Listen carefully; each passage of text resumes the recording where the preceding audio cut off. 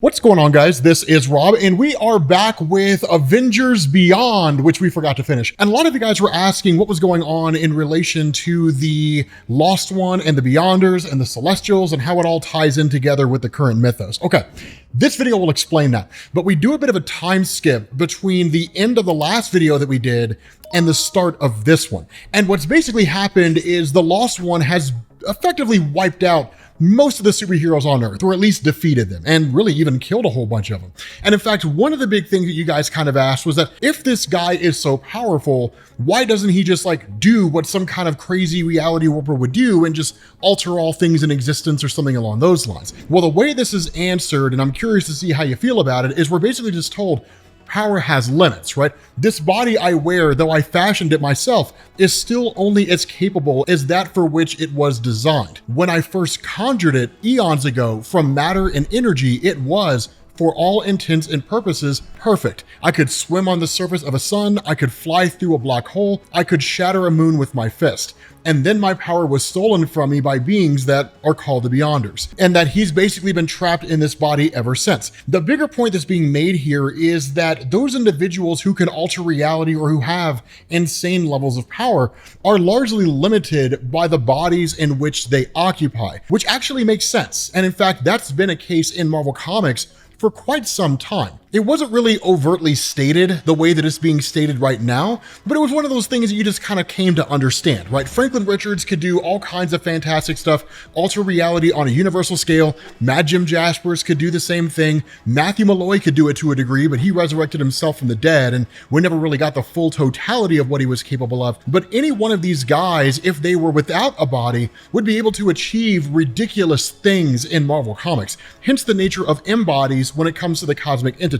If you don't know what that is, we'll talk about that here in a little bit. But the thing about this is that what we saw at the end of the last video is that as part of a kind of quote unquote punishment, which is to say, when the Beyonders had initially stolen the power of the Lost One for themselves, and they in turn started perusing the cosmos, that what the main Beyonder had done in order to keep the Lost One trapped on Earth is he had kidnapped other Beyonders and then basically used them as a kind of prison system, siphoning off their energy and so on. But in effect, he turned against his own kind. The result was that his power was stripped away from him by the other remaining Beyonders, and then he was cast down to Earth. And that's why here in this moment, when he's approached by the Lost One, he talks about how he doesn't remember anything, he doesn't have his powers, he doesn't know how the shield works or any of that stuff, because he doesn't, right? Like all that stuff was taken away from him. The idea behind the main Beyonders themselves is that they would basically have the Lost One trapped here on Earth, and that would effectively be it. And so what we end up doing is picking up in the ruins of what used to be the city of New York. Again, we never really saw how New York fell. We just kind of jumped forward to after it was basically destroyed and She-Hulk was tattered and so on and so forth. The big thing here though is that what they had discovered is that before the Beyonder had encountered the Lost One in this story, what he had done was taken a portion of his memory and put it within New York City itself underground, so that if something were to happen, he could basically attain this portion of his own memory and then figure out exactly what needs to be done to set things back to rights. Exactly why he did it, I'm not entirely sure, and it looks like it's being done just for the sake of being able to tell the story. But of course, the Avengers kind of ask him, what do you know about the Lost One? He of course reveals the Lost One's name as being Kal-Hora, which we already know, and that the question is there a way to lower the shield to get this guy off of our planet? Now, what Iron Man also does is he fashions a device to this orb that the Beyonder's memory is currently sitting in. And when the Lost One shows up, he deduces that the nature of this item, this artifact, is that it will basically blow the orb up and destroy the memory of the Beyonder should the Lost One choose to use his powers. And so what you get is this really interesting quagmire here, this really interesting situation. The Lost One's been around for countless eons, right? At the end of the day, the Avengers are just like superheroes on Earth who do superhero things because that's what superheroes do. But depending on where you stand in the philosophy and morality of superheroes, you could see their goodness as a weakness. And that's how the Lost One sees it, right? His stance when She-Hulk kind of freaks out, when he says like, are we here to banter or are we here to fight? She makes this statement in saying, you killed thousands of innocent people. And his response is, actually, it was tens of thousands. If you're going to talk about what it was that I did, at least get it right? I mean, I killed tens of thousands of people, not just like thousands of people. And where Thor responds and saying, we do not negotiate with murderers, the response to the Lost One is, but of course you do. To save yourselves and your planet, you do it all the time. Is what I ask unreasonable or just merely distasteful? What makes this situation different than any of the countless others where you've made bargains with villains, where you've done all kinds of things to work alongside villains in order to make sure that your schemes came to fruition? A really good example of this is during like the incursions, the collapse of the multiverse. Once you got to that situation and everything was popping off, there was no differentiation between hero and villain. It was just people who were trying to survive. During the events of Civil War, right, you had the superhero community that was split down the middle. There were no heroes or villains there. It was simply people who were against registration and for registration. So there's been multiple instances over the case of Marvel Comics where heroes in the traditional sense are willing to cast aside their own morality for the sake of a greater cause. And that's the point that he makes. He says, you value your principles and your honor, but these are words and concepts and intangible things. With the luxury of choice, they are indeed to be protected. But people, there's no choice when it comes to protecting people. That is what heroes do. So when you have to choose between giving me the knowledge I seek, i.e. how to lower the shield, thus betraying your principles, or watching as I slaughter your mortal population, you will grit your teeth and give me what I want. And that's the accurate statement. That's really exactly what would happen here. That the idea of the Avengers standing with their arms on their hips in this Superman pose and saying, we're good guys and we do good things and no way we're gonna give ground to a villain. It's standing on ceremony, right? It's political grandstanding and really nothing more. Now, the cool thing about this is that in response to that, Captain America suddenly shows up kind of longing for a fight. It doesn't amount to much, but he does come with a bit of a caveat. And this is where we explain the nature of like the Celestials and all this kind of different stuff, right? So for those of the guys who don't really know what embodies are in Marvel Comics, when it comes to cosmic entities, Eternity, Infinity, any number of these guys, with the exception of Galactus, if we're being honest, they have no physical form. Right? Like they just kind of represent ideas. When a cosmic entity wants to appear with a physical form, it travels to a place called the Dimension of Manifestations, which is home to a being called Anthropomorpho. This was explained in the old Quasar comics back in the early 1990s, back when Greg Capullo was drawing at Marvel, for those of you guys who read the Batman run and didn't know that.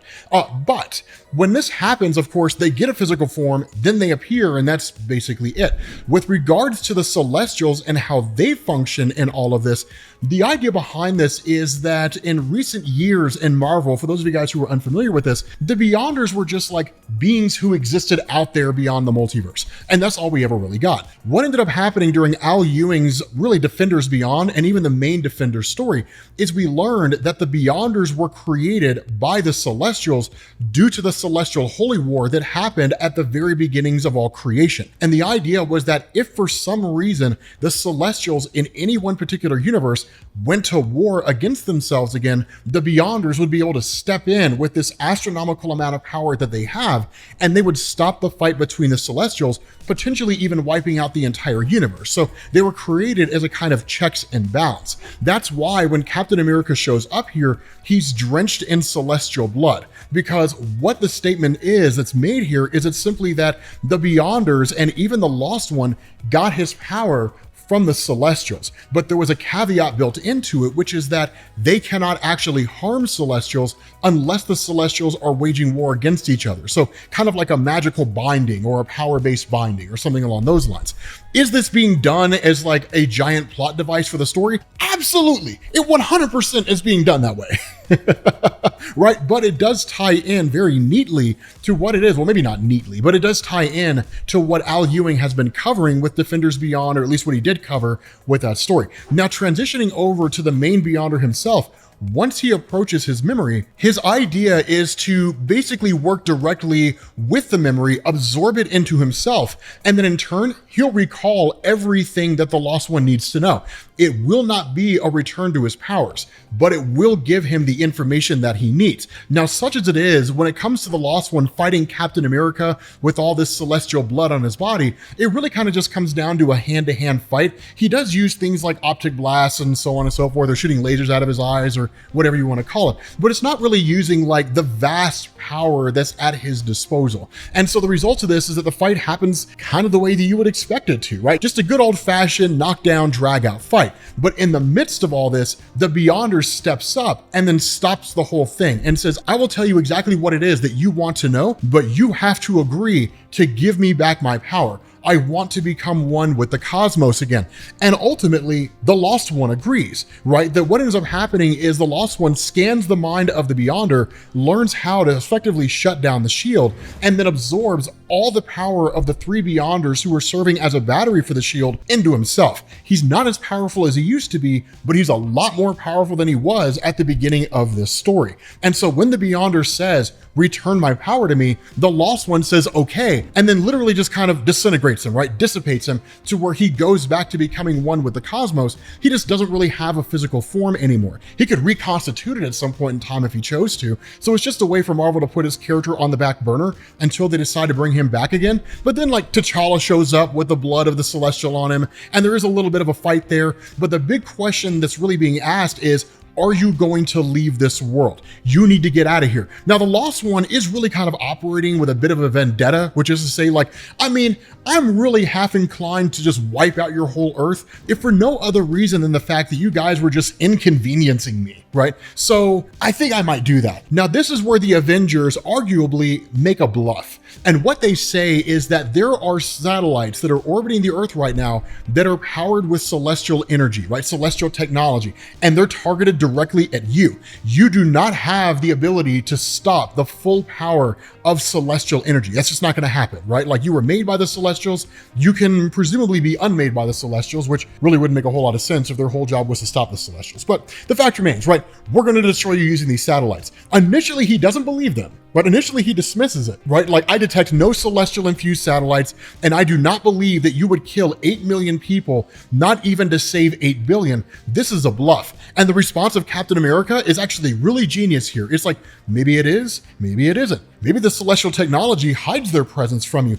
Do you really want to take that risk? Are you going to gamble your life and your entire existence on the idea of proving us wrong, right? If that's really what you want to do, then sure, right? We can fire the satellite off that may or may not be there, and we can just see what happens, right? Like, we'll eradicate 8 million people on our world to save 8 billion people. You'll be dead. And at the end of the day, hey, you know, maybe it really is a small price to pay for the greater good. Now, knowing superheroes as we know them, that's not going to happen. And I would bet 9 times out of 10 that it really is a bluff. We never actually get an answer to this. Instead, the Lost One simply restores New York using his powers and sets everything back to rights. Following that, he basically ends up departing Earth as he agreed to do. And that's where the story ends. With that being said, guys, if you want to get caught up on the rest of Avengers Beyond, which was a lot better than this ending, to be honest, make sure you click this link to the playlist, and I will catch you all later. Peace.